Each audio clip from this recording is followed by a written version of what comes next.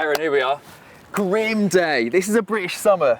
And yeah, here we are on the golf course. Grab your balls. Thank you, thank you. Right, cheers. talk me to why we're here, July, on the golf course. We're here at the Aramco Series London. I'm playing in it. You are playing it? Yes. Really excited to get started and, you know, test myself at something different while I'm on my summer break. Test yourself? I mean, you could have played take up a board game, take up a hobby. But no, you're testing yourself in a professional sporting environment. Yeah, I'm questioning my decision now, to be honest. But and not just because of the weather? No, both. But I think it's just nice to see how the pros do it in a different sport and in an individual sport as well. Yes, yeah. It's a team competition, this one, but it is very much individual orientated, so it's a bit different from playing football and relying on your teammates. You're the only person you can blame this time.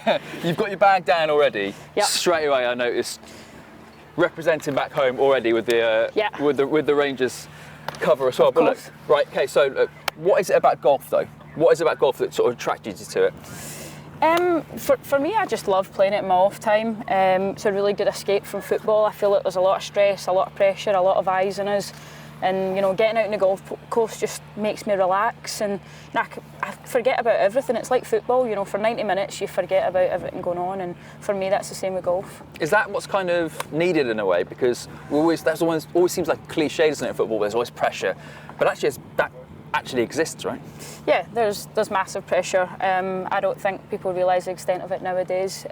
But for me, golf is a way. Everyone's got their own little thing. Some people like to watch Netflix at home. Some people are studying, and I've finished my studies now. So I like just getting out on the golf course. I like just completely decompressing and, you know, having a different focus, because now that I'm finished my studies, I need something to focus. I need something to challenge my brain on, and I want to become better. The last time I saw you was at Old Trafford, when you were all donning the t-shirts, celebrating on the pitch. What a ridiculously dramatic end to the season, but I could just see how much it all meant to you and how difficult that season must have been, considering it was so nip and tuck.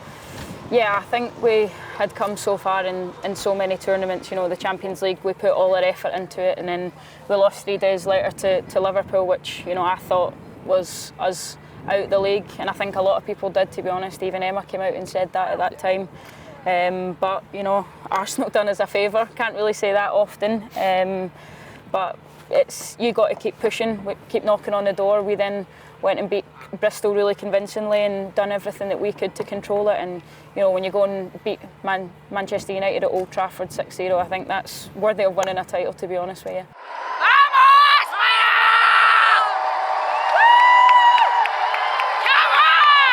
It felt like, especially the last couple of games, the Bristol City game, but especially that United game, it kind of felt like it was like, you guys have questioned us. You didn't think we could do this, and then all of a sudden you just turned it on and showed everyone how good you were.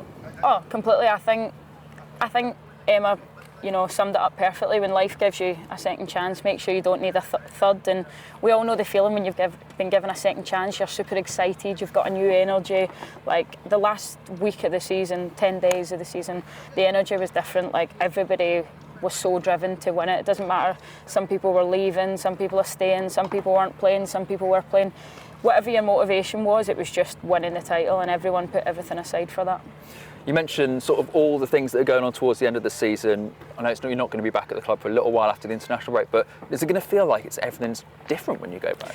Honestly, yeah, I think so. It's going to be like first day back at school sort of vibes. New manager, new staff as well, new players.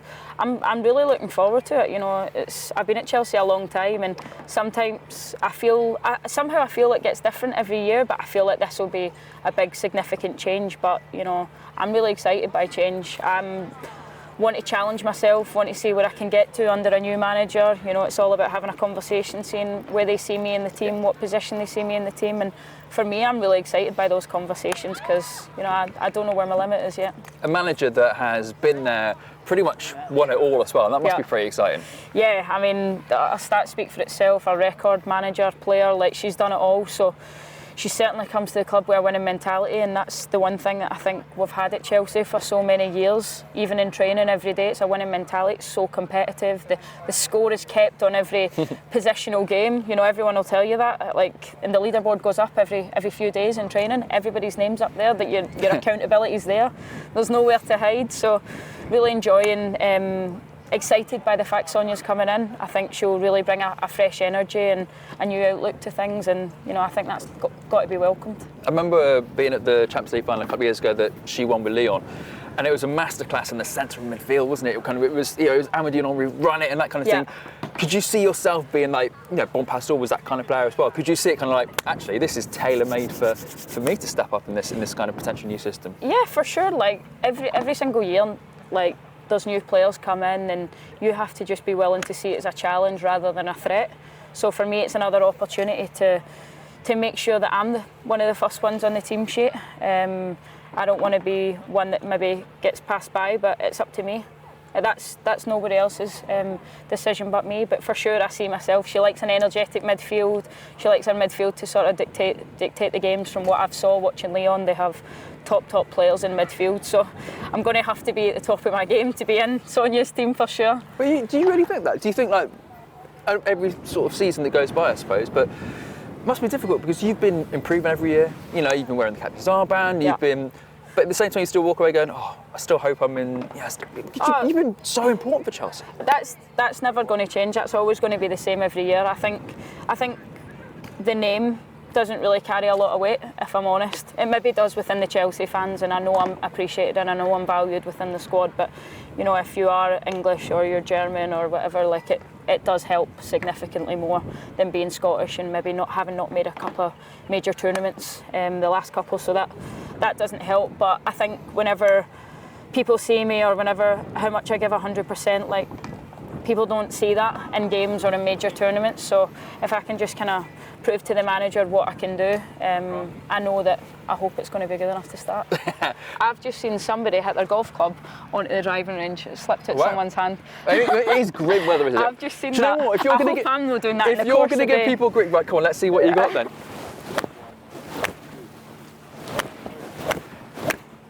There you go.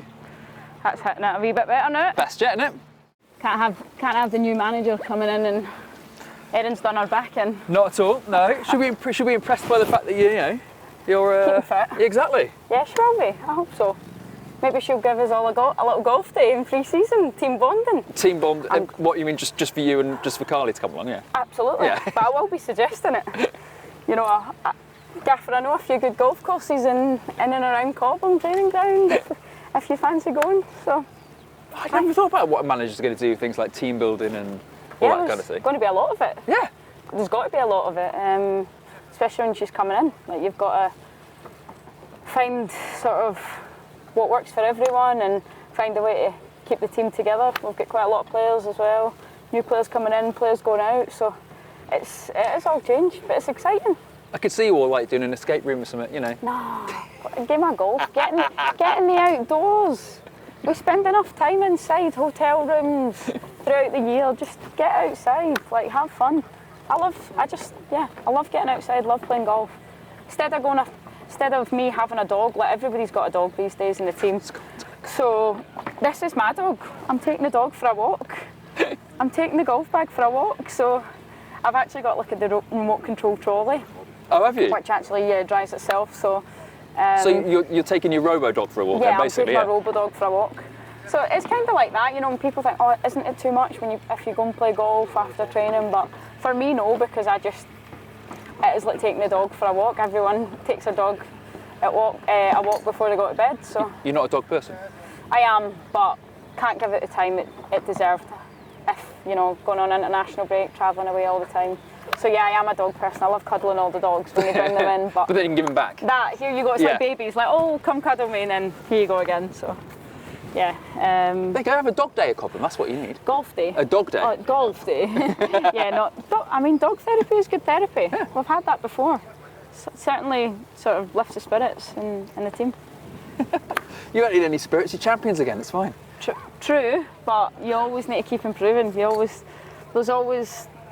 I think sometimes maybe there's a misconception that everybody's happy all of the time because you win titles, but it's not sort of the reality of it. The reality is that some people are happy, some people are sad, some people are leaving, some people are staying at the end of the season. So that's the big thing for me, that everyone from the outside thinks it's always sort of sunshine and roses when it's actually not. And in order to be competitive and get to the next level, like, you have to challenge yourself, and there has to be confrontations in certain moments of the season.